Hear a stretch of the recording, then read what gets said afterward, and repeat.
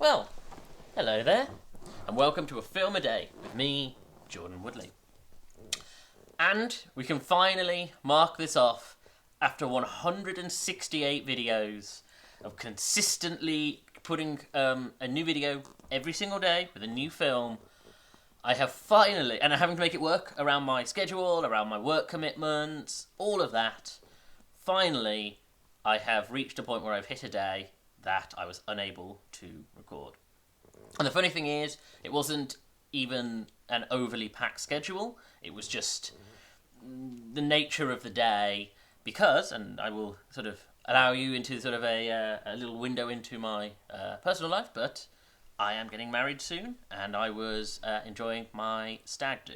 And so, consequently, I just didn't have... there wasn't time to watch a film and record and upload a new video.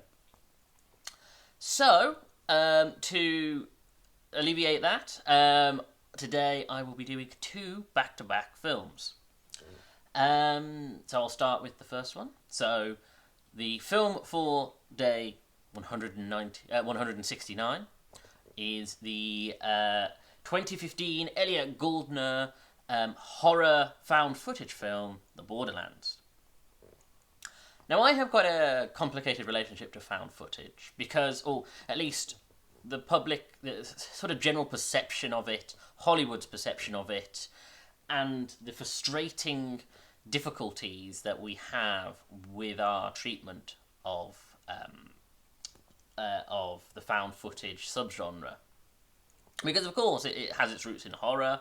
There are non-horror found footage films, films like Chronicle, the superhero film, but obviously it's mostly associated with the horror genre. It really began with the Blair Witch Project, although you sort of throw in things like The Last Broadcast and Cannibal Holocaust. It has a history that exists beyond the mainstream knowledge of it. And a lot of people are very critical of found footage because it's easier to do, it's cheaper, and it means you don't... there is a simplicity to it that can be mistaken for laziness. Because, of course, you can do things like do jump scares, you can make the footage look in a certain way that allows quick and easy horror. Popcorn horror. So you end up with films like The Devil Inside or The Last Exorcism, which aren't good films. They're not horrifyingly bad, but the things that people are critical about them are legitimate because it almost is an excuse to make lowest common denominator horror.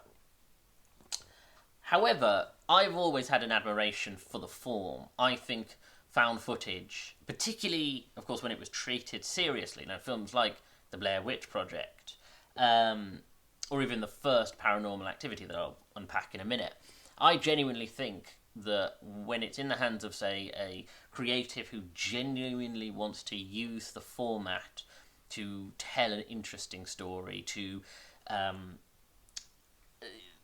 sort of use the sense of, use the rules that exist within the found footage subgenre and keep the storytelling style simple, clear. I genuinely think that it can be done incredibly well. The problem is, and I think it comes down to the fact that Hollywood should never have done found footage. Found footage is really ideally an independent horror film subgenre.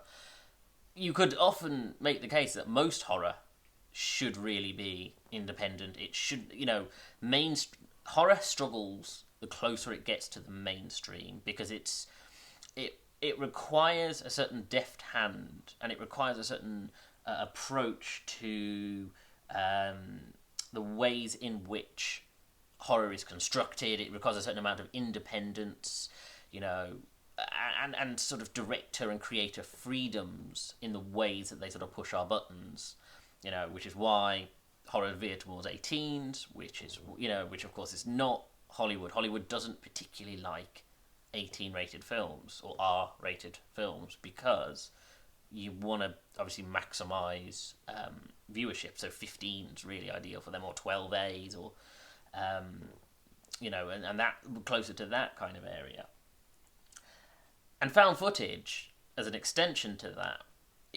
The trouble is that it requires, the Hollywoodization of found footage is almost an excuse to be able to churn out cheap and easy franchise stories. Paranormal Activity being the prime example of that, the case study of that.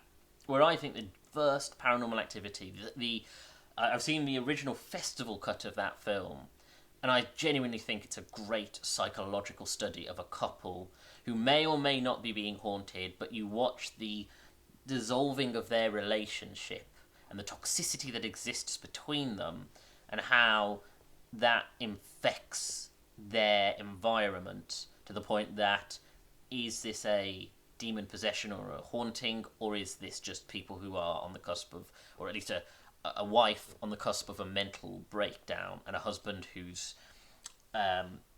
being emotionally abusive? And the ending really feeds into that. However, famously, Paranormal Activity changed its ending for the when it got bought for distribution, for global distribution, and it was Steven Spielberg who convinced the director to change the ending to be more, to be less ambiguous, to be more jump scare, demonic, and frankly, it ruins it. It really does. And of course, it turned it into a big franchise vehicle, which is great for profitability and, making this ongoing story that people will go to see after. But that's not what horror is. And the franchising of horror it's something else. And again, it's not the video to talk about my issues with that. So, when you get a found footage film that is genuinely independently made, that doesn't have any stars in it, and is using the form of found footage to try and tell an interesting story, you end up with something really good, really well done. Found footage is very much like the diary form within novels. A lot of people don't always like it. It gets really criticised sometimes when it's being done in a lazy way, but there is a history to it and a style that with the right kind of writer works really well. And I think it's the same with found footage. So the film, directed by Elliot Goldner, follows two priests and a cameraman who have been sent by the Vatican to look at a series of mysterious goings-on that may be demonic in nature, maybe, have some extra otherworldly meaning to it. Or it might just be, obviously, people trying to stage it. And it's them trying to sort of unpack that and decide, is this real, or is this just, local people messing around? And so it's set in the sort of Devon countryside. And there is something... the first thing you sort of draw upon is there's something very Wicker Man about it. Where you have these three characters, two priests and a cameraman. And they are very isolated and alienated from the people around them. This small Devon village, where no one talks to them except for the local priest. And he's a strange character. And they only have each other to really talk to, and they don't get on.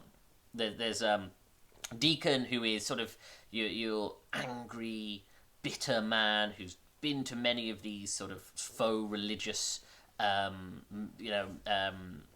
miracle type things, and he's debunked them all. You have Gray, who isn't religious. He is literally a hired cameraman, and then you have Mark, who is more your traditional down the line. I work for the church, but I'm a modern person, and I don't believe in magic. And the interesting thing about it is, the obvious thing you'd lean towards is the idea that, the priests would want there to be some extra religious element to it, some mystical. But actually, it's the contrary. They actually want to disprove it as much as possible, partly because it ruins the credibility of Catholicism in their eyes. With sort of, it sort of leans to a medieval idea, archaic idea of sort of their beliefs. but also because they are sort of the modern perception of priests, and they believe that everything is within science, and they want to sort of bring things into the 21st century. Now, I can't say I know a lot about Catholicism, priests, what a modern priest is like. The closest I have is the hot priest from Fleabag. So, but what I can talk about is film and TV cameramen or tech guys. And Gray, played by Robin Hill, is genuinely... I so got the sense of a normal TV tech guy, cameraman, sets up rigs, and he has so rich a personality. It's great to see him. It's great to watch, and he's such a relatable character, and of course he bounces off of them, where he genuinely believes in some of the stuff. He's like, well, how can you prove this and how can you disprove that? And these priests say, well, this is how this happened, and I was at this event, and this is how they did it. And it plays into the trauma of a deacon who has gone to, these faux religious things before, and it's normally been human cruelty. Like a girl who has stigmatas on her hands and feet, he tells a horrifying story about how that girl turned out to have her mother cutting her hands and feet every day to make it look like the stigmata was happening to her, until that girl dies of sepsis. And you have stories like that, and that's the thing that makes it work so well, is most of the film veers away from horror. It's just about these characters talking, spending time together. They don't get on necessarily, but they kind of do. You get this sort of friendship between Deacon and Gray, and you get that tension and psychological depth to people who you just are spending time with, like the diary format. And I think that really plays with the found footage side of things. So that when things do take more of a supernatural direction, you actually care about the characters and the way they're interacting with it, and whether they believe what's going on around them, and the way that it causes tension between them and the people in the community. And I think that works so well, so that when you get to the climax and it becomes horrifying, it affects you more as an audience member, because it's not the problem with horror is when you don't care about characters, when you have your traditional slashers where all the victims are cannon fodder. True horror requires you to genuinely empathize and connect to your characters, so that when bad things start to happen to them, you feel it as if it's happening to you. Ergo, with the first Paranormal Activity, you genuinely connect to the couple, and you genuinely feel the tension and difficulties they're having, and then it makes you question what's real, what's not, and that's the same with this. I think that Borderlands is a really cracking film. It's it really has that independent sensibility, and it knows when to go dark with the horror. I can't say it entirely avoids some of the sort of the issues with found footage, which are things like, one of the functions of found footage is perception filming, which is the idea that the camera works like our eyes would work, or ears would work, in terms of we hear and see what we would hear and see if we were in the room, rather than more of an objective third-person perspective. And so what I think works so well is it means you don't clock everything.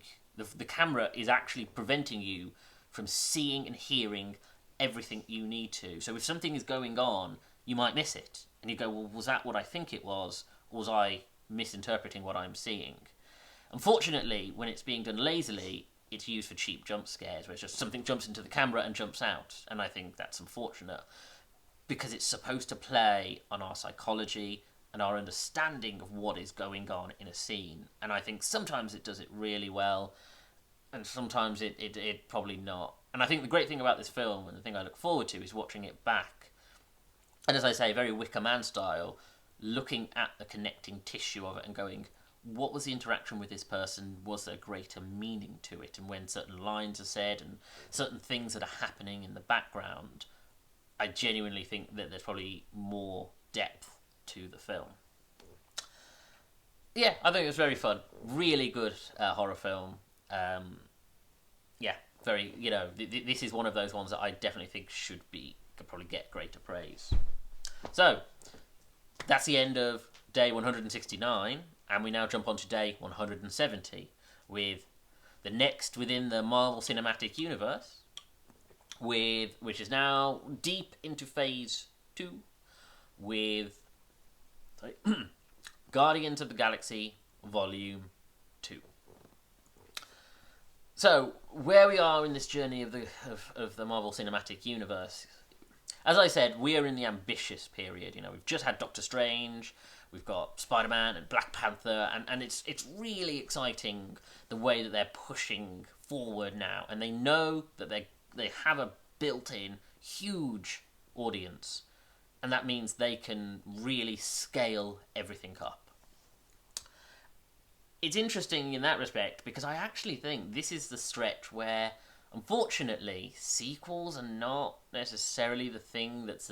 when you have, like I say, Black Panther about to start and we've just had Doctor Strange, you think the sequel films, unless they're going to do something really ambitious like Civil War, they don't... The interest wanes a little bit. And I think of all of this stretch, the one that suffers the most from the fact that we want new stories is Guardians. Or Guardians Volume 2. Because when we get to Ragnarok and Civil War, they find ways to scale it up, to actually make it feel bigger, so, that they feel part of the franchise.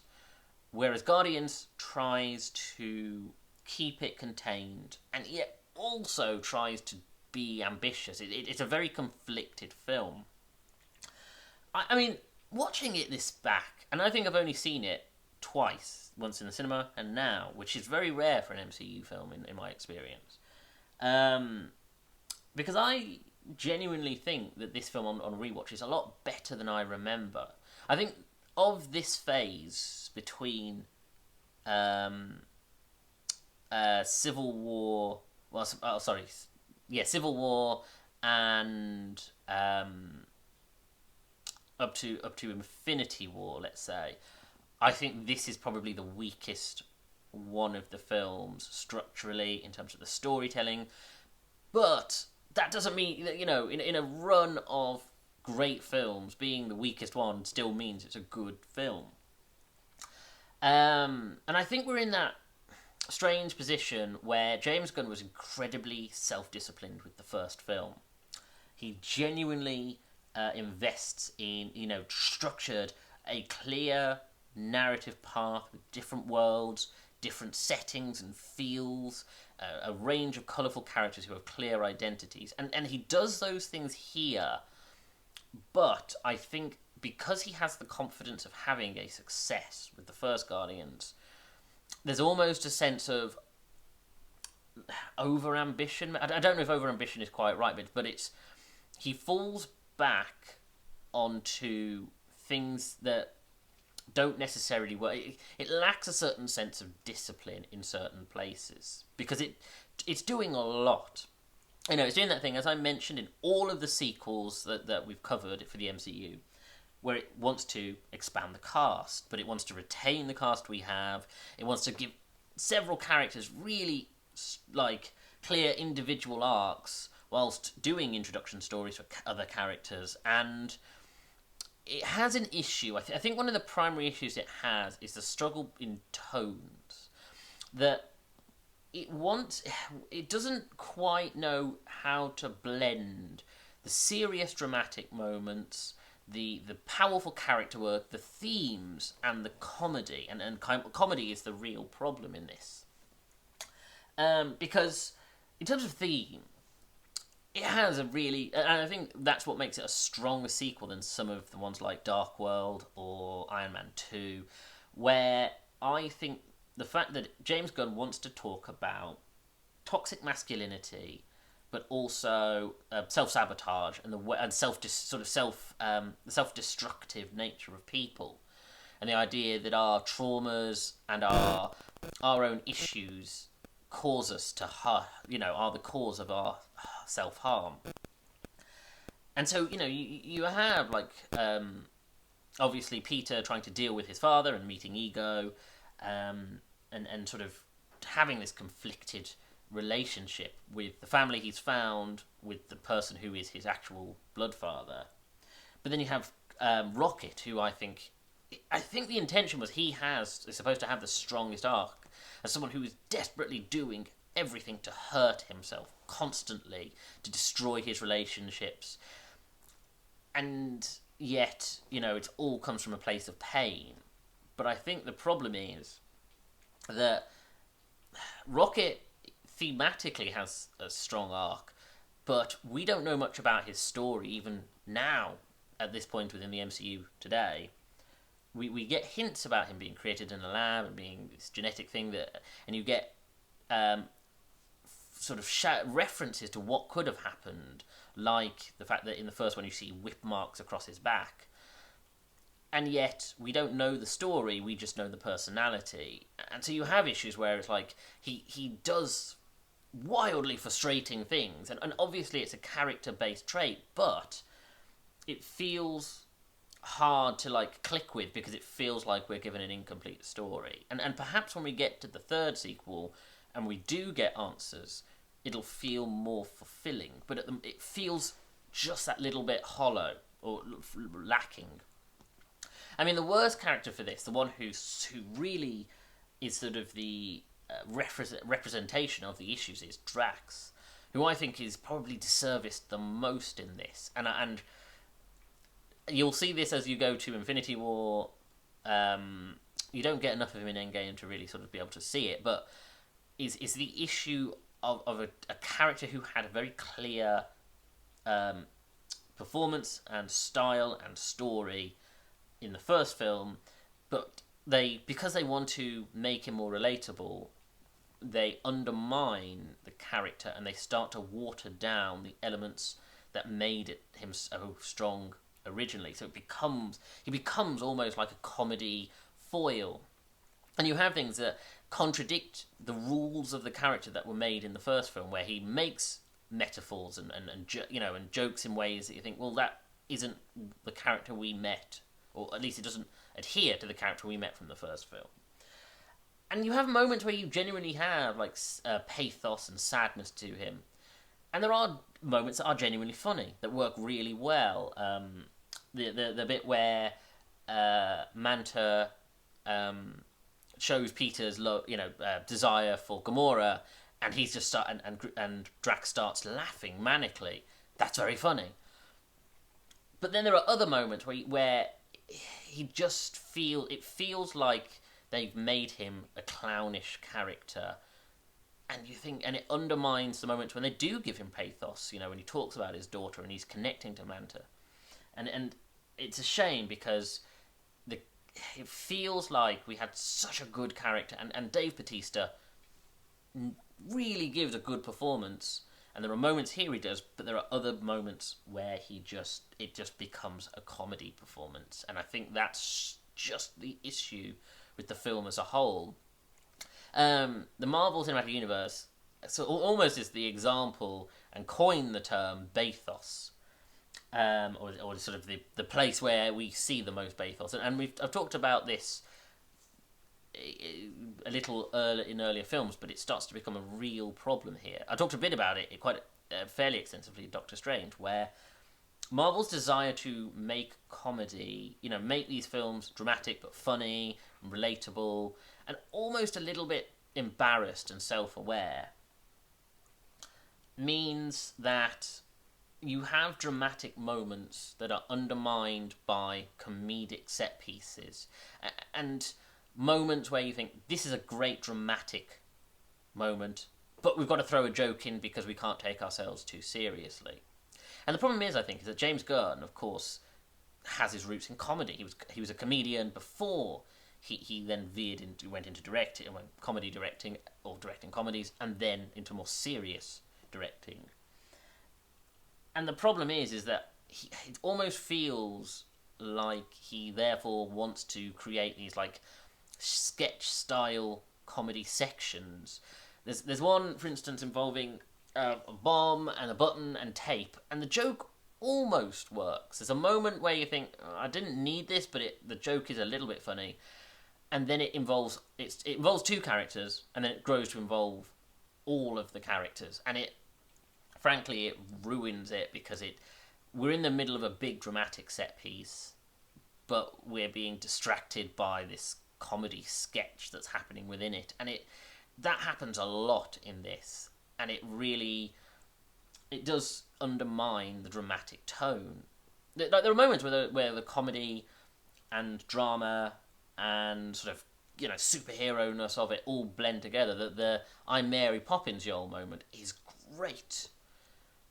But there are moments where it's just, oh, we have a dramatic moment, oh, now we have a comedy moment, oh, now we have an action scene, oh, we're back to drama. And it doesn't feel like it blends as well as it did in the first one, or the shining moments when it does in this one. The best character in this, by far, is Michael Rooker as Yondu. Yondu, I don't think there are many scenes in this where Yondu isn't bringing the quality to it and actually bringing those where the writing around him isn't blended really well. And he has the strongest arc of all of them. And I think, you know, again, Michael Rooker is a great actor, and this, you know, allows Yondu a much bigger part. And yeah, I think that's much. I don't know, that sort of shows that the film does have a strong core to it. It just loses the vision of that sometimes. I also think, because it's so desperate to sort of talk about toxic masculinity in relation to this self-sabotage, that it does something similar with Nebula and Gamora, but it doesn't. It's trying to do it about their abusive history and the trauma that they both suffer because of it. But because it's more about the sort of toxic masculinity, their stuff is more. I don't know. It feels like it's a side theme and arc, and unfortunately, I do think those characters might be a little more disserviced in this one. And it goes, Kurt Douglas? Kurt Russell. Kurt Russell is great as Ego. I think what they do here is, because of course this is blending together a bunch of different things that don't exist in the comics. Of course, Jason's of Sparta is Peter's father in the comics, and Ego isn't a Celestial. But by bringing those things together, going, Ego in this version is Peter's father, and he's a Celestial, I don't know, it streamlines the Marvel Cinematic Universe, and it makes us sort of, you know, kind of fixes things and allows things to have a more of a scale and clarity to them that we don't necessarily have. You know, that doesn't always exist in the comics because, of course, it's hard to maintain that. I do think there are certain character and story-related things in the grander scheme to do with, like, the history of the Celestials that I'm hoping that later films will recontextualise. Because the great thing about the Guardians is they're really focused on the big Celestial stuff. So, of course, we have the head of Celestial in the first one, and then this. And obviously I hope we get more explanation of that, particularly in the third one. But then also I know the Eternals film, and that might be the thing that ties the Eternals film more into the MCU, is the stuff with the Celestials. But again, like I say, that works really well. It's just, like I say, the tonal issues and the internal conflict of trying to do all of these things at once. And it is, you know, and it's not bad. It is still a good film. It's just, unfortunately, it's not as good as the original, and it's not as good as the films that are sort of around it at the time. So I do think it kind of gets lost a little bit. But I do genuinely think it's actually quite fun, if nothing else. And, you know, does propel these characters forward in a way that you're interested to see where they go next. And I do think the addition of, like, Manta is really good as well. I think she is a interesting joint character. And Nebula now being more heroic. And I'm excited for Guardians 3 and Thor Love and Thunder, which, of course, they'll have quite a prominent part in, allegedly. So, you know, the Guardians is still in a strong place, and it's great. It'd be great to see where that goes. Anyway, thank you for joining me. If you like this video, hit the like button, comment below and share the video, because it's all helping the algorithm.